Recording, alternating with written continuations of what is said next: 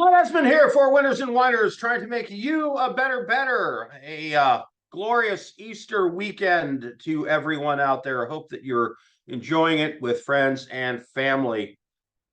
I can smell what the loud is cooking. I've got a ham on the smoker outside, a whole ham, 35 pounds.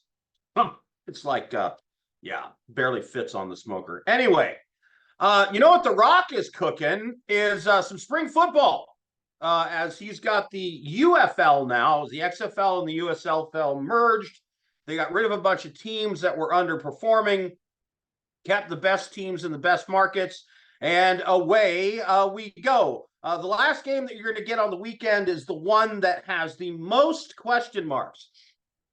Memphis ShowBoats started out good last year. They had that quarterback from the Canadian Football League that was like 100 years old, but played pretty well. He's gone now. They've poached Case Cook. Well, I guess you can't really poach him if the team's gone. The Philadelphia Stars folded. Case Cook has had a good season for them. He will now be at the helm for the Memphis ShowBoats. They picked up a great player for the backfield too, in Darius Victor, who is now with them. They're going to want to run the ball and have Cookus do short controlled throws. That's why you would go get Darius Victor. They have an opportunity to have a good defense. They have a number of first-team all-defensive players from last year that are on their team now. But, man, the coaching staff has completely turned over. I mean, I don't think there's anybody still there that was there last year. So they're all over the place in terms of scheme and new stuff and a lot of moving parts. The same is true of the Houston Roughnecks, who they will be playing.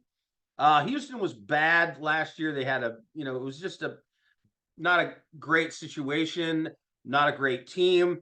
And now they've got Jarrett Garantano and Nolan Henderson as their potential quarterbacks. Never heard of either one of them. Don't know a damn thing about them except they're nobodies. They have a bad QB situation, probably the worst in the league. But they'll be decent on defense. They had a good defense last year.